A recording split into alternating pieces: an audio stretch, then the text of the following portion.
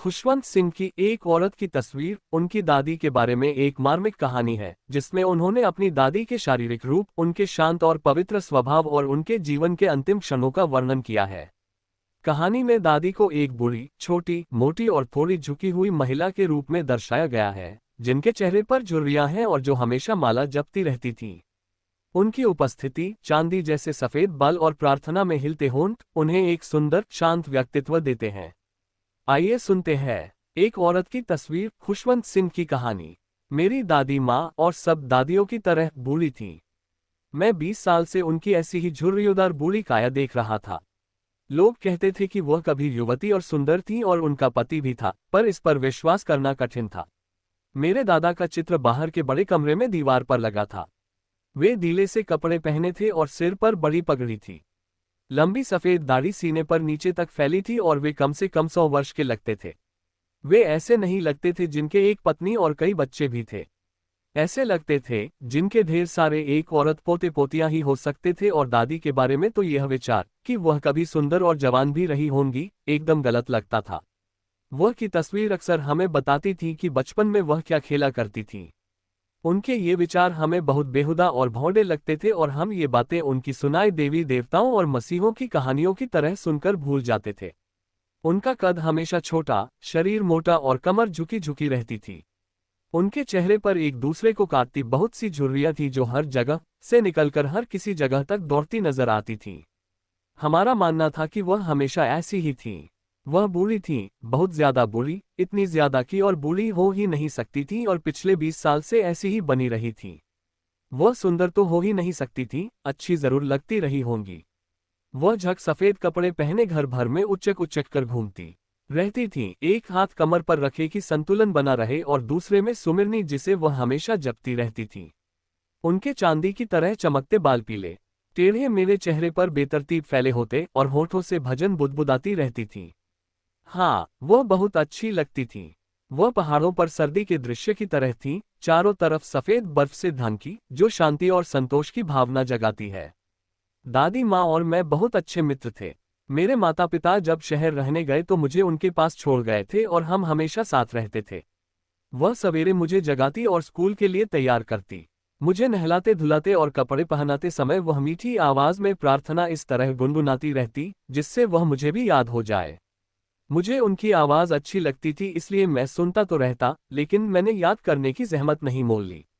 फिर वह मेरी लकड़ी की पड़ी लाती, जिसे उसने पहले ही साफ करके और खड़िया से पोत कर रखा होता था, और सरकंडे की कलम और मिट्टी का बुका सब एक थैले में रखकर मुझे पकड़ा देती। इसके बाद हम शाम की रखी बासी रोटी पर जरा सा घी और शक्कर चुपड़कर नाश्ता करते और स्कूल के लिए चल पड़ते। वह कुछ और बासी रोटियां साथ रखती जिन्हें वह रास्ते के कुत्तों को खिलाती चलती थीं। दादी माँ मेरे साथ हमेशा स्कूल इसलिए जाती थी क्योंकि वह गुरुद्वारे का ही हिस्सा था। ग्रंथी हमें वर्णमाला और सवेरे की प्रार्थना सिखाता था। हम बच्चे वरांडे में दोनों तरफ कतार बनाकर बैठ जाते और गाने के स्वर में वर्णमाला या प्रार्थना दोहराते रहते और दादी माँ भीतर जाकर ग्रंथ साहब का पाठ करती। जब दोनों का काम पूरा हो जाता, हम एक साथ वापस घर लौटते। इस दफा गांव के कुत्ते गुरुद्वारे के दरवाजे पर हमें मिलते। वे हमारे पीछे चलते, दादी माँ द्वारा फेंकी जाने वाली रोटियों के लिए लड़ते झगड़ते घर तक आते। जब हमारे माता पिता शहर में आराम से रहने लगे तब उन्होंने हमें भी बुला भेजा। अब हमारी घनिष्ठता खत्म हो गई। दादी माँ का मेरे साथ स्कूल आना बंद हो गया। मैं बस से अंग्रेजी स्कूल जाने लगा। यहाँ सड़कों पर कूदते नहीं होते थे, इसलिए दादी माँ ने घर के आंगन में पक्षियों को चुग्गा डालना शुरू कर दिया। समय बीतने के साथ हमारा मिलना जुलना भी कम होने लगा। कुछ दिन तक तो वह मुझे सवेरे जगाकर स्कूल जाने के लिए तैयार करती रही। जब मैं घर लौटता तो वह पूछती कि आज गुरुजी ने क्या सिखाया है। मैं उन्हें अंग्रेजी के शब्द बताता और पश्चिमी विज्ञान तथा शिक्षा की बातें, जैसे आकर्षण का सिद्धांत, आर्किमिडीज का नियम, दुनिया गोल है वगैरह समझाकर बताता। लेकिन यह उन्हें अच्छा नहीं लगता था। इसमें वह मेरी बिल्कुल मदद नहीं कर सकती थी। अंग्रेजी स्कूल में पढ़ाई जाने वाली ये बातें उन्हें बेकार लगती थीं और उन्हें दुख होता कि यहाँ भगवान और धर्म के बारे में कुछ क्यों नहीं बताया जाता। एक दिन मैंने बताया कि अब हमें संगीत भी सिखाया जाने लगा है। इससे उन्हें बड़ी परेशानी हुई। उनकी दृष्टि में संगीत का मतलब भोग विलास था। वह वेश्याओं और भिखारियों के लिए ही था और सभ्य लोग इससे दूर रहते थे। इसके बाद उन्होंने मुझसे बात करना बहुत कम कर दिया। जब मैंने यूनिवर्सिटी में दाखिला लिया, मुझे एक अलग कमरा दे दिया गया। अब हमारा संबंध एकदम समाप्त हो गया। दादी माँ ने चुपचाप यह अलगाव स्वीकार कर लिया। अब वह हर वक्त चरखा चलाती रहती और किसी से बात नहीं करती थी। सवेरे से शाम तक वह सूत काटती और भजन गाती रहती थी। सिर्फ शाम के वक्त वह थोड़ी देर के लिए उठती और चिड़ियों को खाना खिलाती। वरांडे में आराम से बैठी वह रोटियों के छोटे छोटे टुकड़े करती, उन्हें चिड़ियों को डालती रहती और चिड़ियों का झुंड उनके इधर उधर चू चू करता खाता और उड़ता रहता। कई चिड़ियां उनके कंधों पर, हाथ और पैरों पर और सिर पर भी बैठकर खाती और चौंचे मारती, लेकिन वह उन्हें उड़ाती नहीं थी बल्कि मुस्कुराकर रह जाती थी। उनके लिए दिन का सबसे सुखी समय यही आधा घंटा होता था। जब मैं उच्च शिक्षा के लिए विदेश जाने लगा तब मैंने सोचा कि दादी माँ इससे बहुत दुखी होंगी। मुझे 5 साल बाहर रहना था और इस बीच पता नहीं क्या हो जाए। लेकिन दादी माँ ज्यों की त्यों रहीं। उन्होंने कोई दुख नहीं प्रकट किया। वे स्टेशन मुझे छोड़ने आईं और धीरे धीरे प्रार्थना करती रहीं। उनके हाथ में माला थी जिसे वह चुपचाप जपती रहीं। उन्होंने मेरा माथा चूमा और जब मैं चलने लगा तो मुझे लगा कि उनका ये चुंबन मेरे लिए कितना कीमती है। लेकिन मैं जो सोचता था वह नहीं हुआ। 5 साल बाद जब मैं वापस लौटा तो वो मुझे लेने स्टेशन आई। वे उतनी ही बुरी लग रही थी जितनी मेरे जाने के दिन थी, उससे एक दिन भी ज्यादा नहीं। उन्होंने कुछ कहा नहीं और मुझे अपनी बाहों में भर लिया। उनकी प्रार्थना मेरे कानों में पड़ रही थी। लौटने के बाद पहले दिन भी मैंने देखा कि वह उसी तरह चिड़ियों को खाना खिलाती, उनसे हल्की फुल्की बातें करती, वैसी ही खुश है।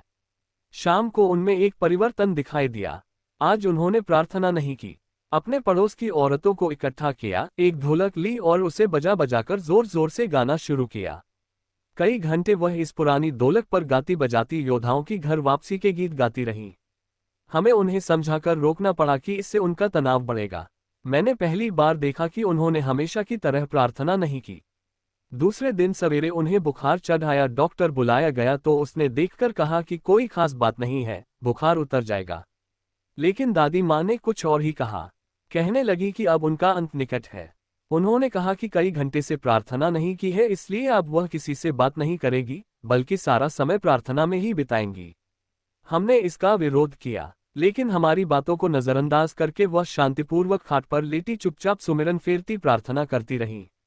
हमारी उम्मीद से पहले ही उनके होंठ अचानक बंद हो गए। सुमिरनी हाथ से गिर पड़ी और आंखें बंद हो गई। उनका चेहरा हल्का पीला पड़ गया और हम समझ गए कि वह नहीं रही हैं। हमने उन्हें बिस्तर से उठाया और जैसी प्रथा है धरती पर रख दिया और उनके शरीर पर एक कपड़ा डाल दिया। कुछ घंटे शोक मनाने के बाद हम उनके दाह संस्कार की तैयारी करने लगे। शाम हुई तो हम लकड़ी की एक टिकटी लेकर उनके कमरे में गए। सूरज डूब रहा था और उसकी सुनहरी रोशनी वरांडे तक फैली हुई थी। हमने देखा कि पूरे वरांडे और कमरे में जहां उनका शव रखा था, हजारों चिड़ियां चारों तरफ बैठी हैं। वे सब एकदम चुप थीं। मेरी माँ उनके लिए रोटियां लेकर आई और जिस तरह दादी माँ उनके टुकड़े टुकड़े करके उनके सामने डालती थी, उसी तरह वह भी करने लगी। लेकिन चिड़ियों ने उन पर ध्यान नहीं दिया। जब हम दादी माँ की अर्दी उठाकर बाहर लाए तब वे चुपचाप उड़ गईं। दूसरे दिन सवेरे भांगी ने रोटी के वे टुकड़े इकट्ठा किए और कूड़ेदान में डाल दिए।